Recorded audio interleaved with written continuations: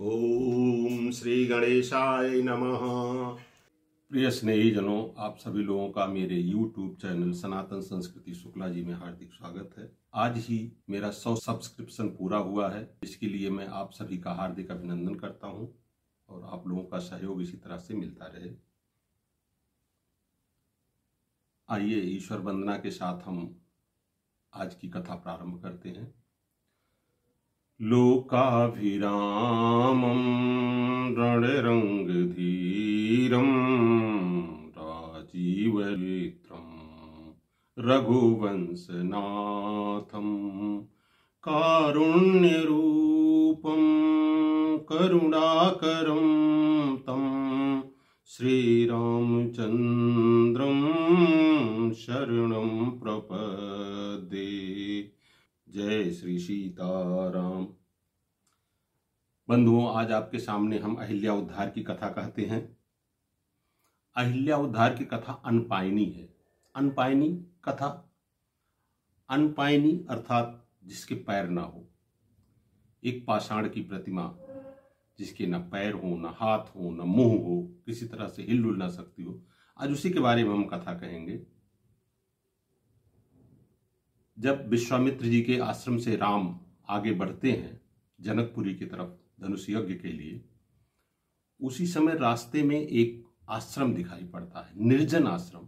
आश्रम तो बहुत पवित्र है, लेकिन वो निर्जन है। वहां पे ना कोई पक्षी है, न जानवर है, न पौधे हरे भरे हैं, सब सूख गए हैं। पौधे कब सूखते हैं? जब वो रूठते हैं।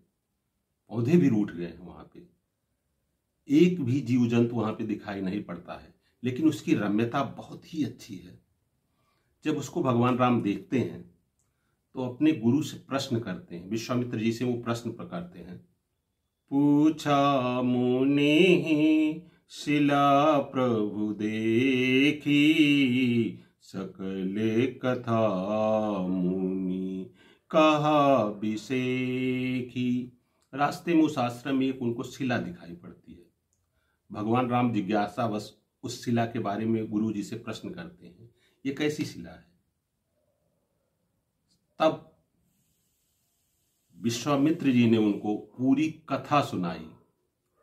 उस शिला के बारे में कैसे क्या हुआ था, यह सारी कथा उन्होंने सुनाई। संतों का स्वभाव होता है कि वे दूसरे का हित करते हैं। संत अपने लिए नहीं जीते, उनका कोई सुख नहीं है, उनका कोई दुख नहीं है, वो सिर्फ दूसरों के लिए जीते हैं। सबके प्रिय, सबके हितकारी, वो सबके प्रिय होते हैं और सबके हितकारी होते हैं। मतलब उनका अपना कोई हित नहीं है, न उनका कोई दुख है। दुख सुख सरिस प्रशंसा गारी, जैसे उनकी प्रशंसा की जाए तो भी वो सुखी रहते हैं, उनको गाली दिया जाए तब भी वो सुखी रहते हैं। उनका कोई सुख दुख है ही नहीं है। तो जो विश्वामित्र जी हैं एक संत हैं, और रास्ते में जो पाषाण प्रतिमा पड़ी हुई है उसका उद्धार करने के लिए ही वो भगवान राम से कहते हैं। विशेष रूप से सारी कथा उन्होंने अहिल्या जी की कही। मानस में तो तुलसीदास जी ने इसका पूर्ण वर्णन नहीं किया है, लेकिन अहिल्या जी की कथा कुछ इस प्रकार है। अहिल्या जी ब्रह्मा जी के द्वारा उत्पन्न की गई थी। वो किसी गर्भ से उत्पन्न नहीं हुई थी, और ब्रह्मा बुद्धि के देवता हैं, इसलिए बहुत बुद्धिमान भी थी। अहिल्या विश्व की सर्वश्रेष्ठ सुंदरी थी। हिल्य शब्द का अर्थ होता है कुरूपता। उनका नाम ही अहिल्या था, जिसमें कोई कुरूपता ना हो। बहुत ही सुंदर थी।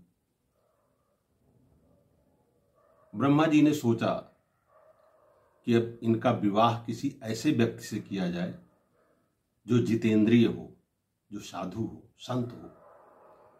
यही सोच करके उन्होंने जब अहिल्या के विवाह का प्रस्ताव रखा तो सभी लोग, सभी देवता लोग भी, चूंकि इतनी वो सुंदर थी, सभी देवता लोग भी उनकी तरफ आकर्षित होने लगे। इंद्रादि सारे देवता भी पहुंच गए वहां पे। ब्रह्मा जी ने कहा, मैं उस व्यक्ति से इनका विवाह करूंगा जो संपूर्ण पृथ्वी की परिक्रमा कर ले। उस प्रतिस्पर्धा में सारे भी देवता भी निकल गए, इंद्र भी उसमें निकल गए।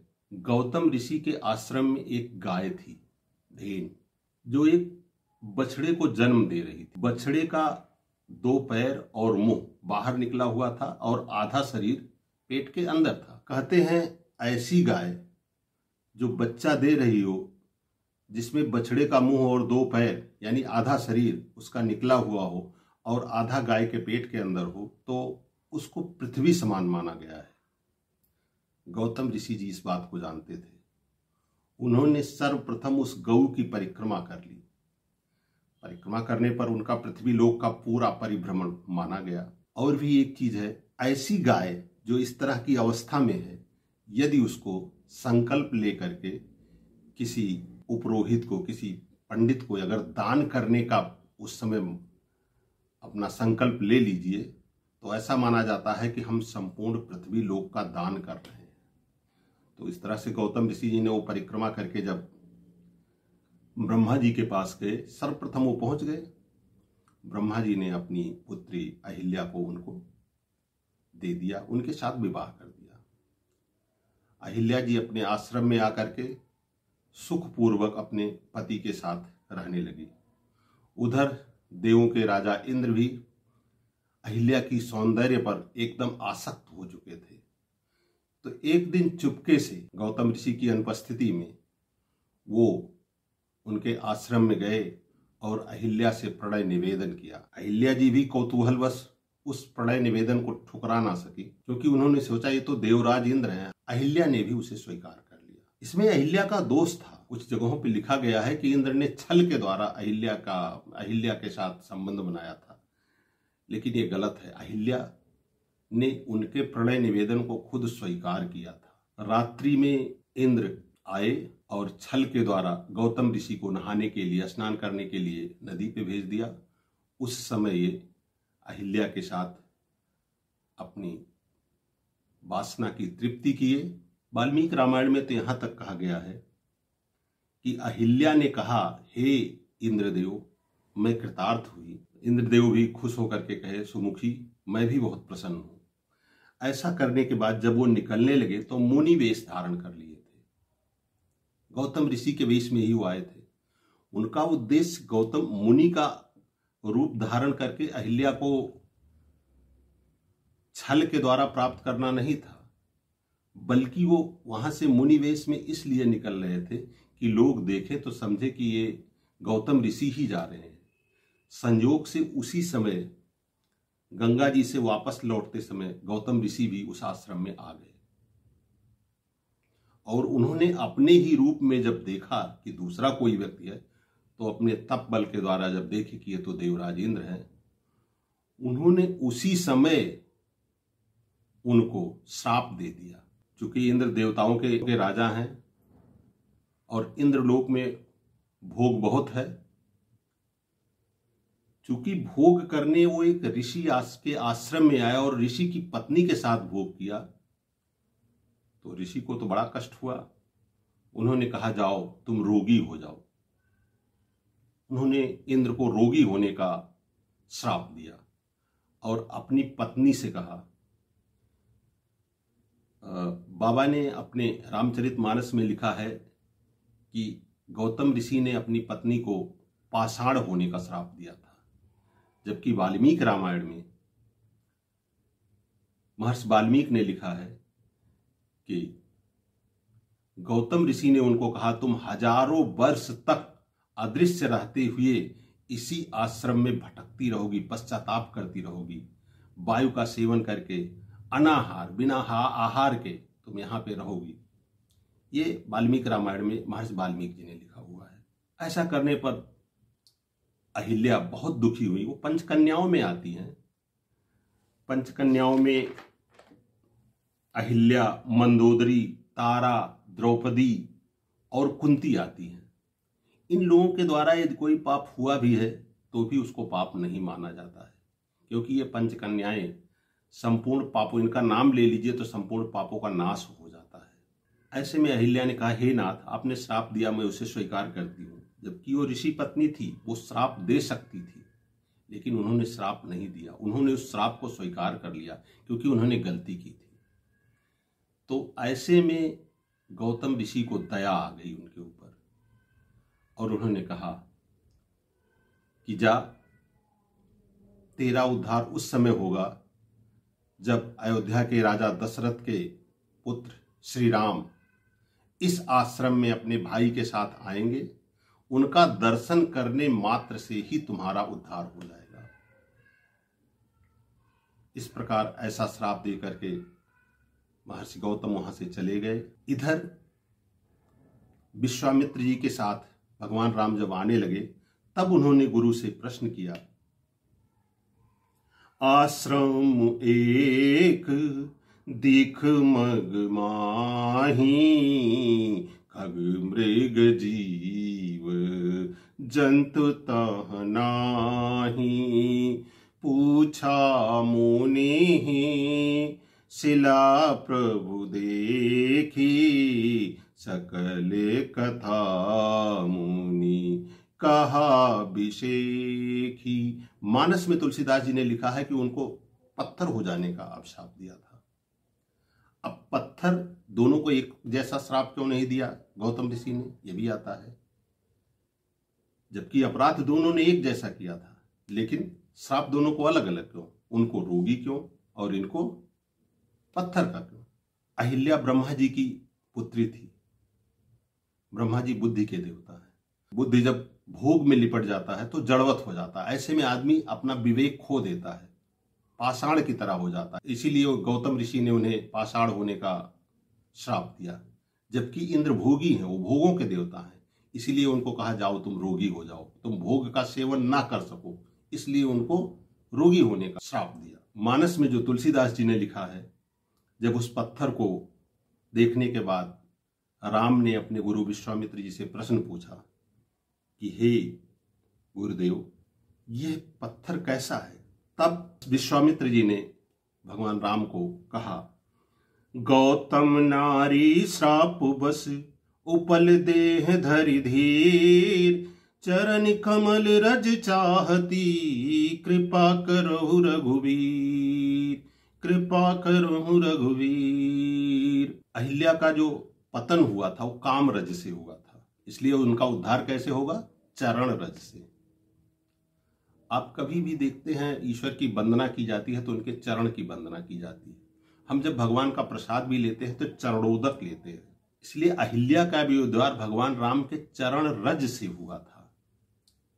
जबकि भगवान राम आए थे, वो तो खुद भाई अंतर्यामी है, वो कुछ भी कर सकते हैं, लेकिन इनका जो पतन हुआ था वो काम रज से हुआ था, इसीलिए उनका चरण रज से उद्धार होना था। विश्वामित्र जी ने कहा, चरण कमल रज चाहती, कृपा करो रघुवीर। हे रघुवीर, अब आप इन देवी के ऊपर कृपा कीजिए, ये आपके चरण कमलों का रज चाहती। वाल्मीकि जी ने लिखा है अपने रामायण में कि भगवान राम अपने अनुज के साथ जैसे ही आश्रम में प्रवेश करते हैं, अहिल्या शाप मुक्त हो जाती है, परम सुंदरी के रूप में वो फिर आ जाती हो जाती है। लेकिन मानस में तुलसीदास जी ने लिखा है कि जैसे ही भगवान राम ने अपना चरण उस प्रतिमा के ऊपर, उस पाषाण प्रतिमा के ऊपर स्पर्श किया, वो नारी एकदम सुंदर नारी के रूप में प्रकट हो गई। अपना प्रकट होने के बाद तुलसीदास जी वर्णन करते हैं, पर शतपद पावन शोक न सावन, प्रगट भई तप पुंज सही, देखत रघुनायक जन सुखदायक, सन्मुख होई कर जोरी ग्रही।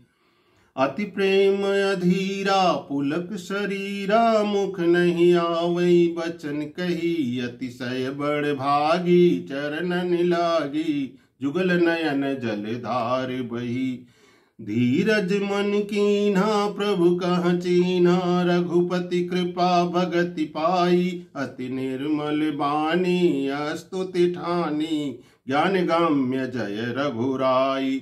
मैं नारी अपावन प्रभु जग पावन, रावण रिपुजन सुखदाई, राजीव बिलोचन भव भय मोचन, पाहि पाहि शरणहि आई। मुनि श्राप जो दीना अति भल कीना, परम अनुग्रह में माना। देखऊं बर लोचन हरि भव मोचन, यही लाभ शंकर जाना। विनती प्रभु मोरी मैं मति भोरी, नाथ न बागहूँ बर आना। पद कमल परागा रस अनुरागा, मम मन मधुप करे पाना। जेहि पद सुर सरिता परम पुनीता, प्रगट भई शिव शीश धरी। सोई पद पंकज जेहि पूजत अज, मम सिर धरे उकिर पाल हरि। मम सिर धरे उकिर पाल हरि, यही भांति सिधारी गौतम नारी। बार बार हरि चरण परी, जो अति मन भावा सो बर पावा। गए पति लोक आनंद भरी। यहाँ देखिए मानस में, चूंकि भगवान परमात्मा है और अहिल्या जीवात्मा है, कभी भी जीव ब्रह्म को नमस्कार करता है। इसीलिए मानस में तुलसीदास जी ने लिखा है कि अहिल्या खुद उनके चरण कमलों को पकड़ ली और वंदना करने लगी। हे प्रभु, आपने मेरे ऊपर बहुत बड़ा उपकार किया है। मेरे पति देव ने जो मुझे शाप दिया था वो मेरे लिए बहुत अच्छा हुआ। मेरा ये बहुत बड़ा सौभाग्य था कि उन्होंने शाप दिया, क्योंकि आपके चरण रज मेरे ऊपर पड़े। जिस चरण रज को भगवान शंकर जी हमेशा ध्यान में उनके लगाए रहते हैं, वो मुझे मिल गया। इसलिए उन्होंने कहा कि मेरे पति ने जो मुझे शाप दिया था वो मेरे लिए वरदान साबित हो गया। बड़ी खुश हुई, भगवान के श्री चरणों की वंदना की। लेकिन महर्षि वाल्मीकि इन्होंने लिखा है, इन्होंने अपने रामायण में लिखा है कि जब देवी अहिल्या पुनः अपने रूप में आ गई तो भगवान, चूंकि वो पत्थर की थी नहीं, वो हवा में ही उसी में घूम रही थी आश्रम में, तो भगवान राम जब वो प्रकट हो गई, इनके आने से दिखाई पड़ने लगी, उनका श्राप मुक्त हो गई जब वो, तो भगवान राम ने उनको प्रणाम किया। भगवान राम मर्यादा पुरुषोत्तम है और पुरुष हमेशा ही ब्राह्मण पत्नी को, ऋषि पत्नी को प्रणाम करता है।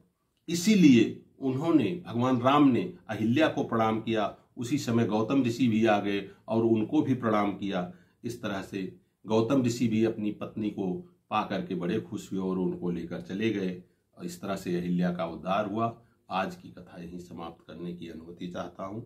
जय श्री सीताराम।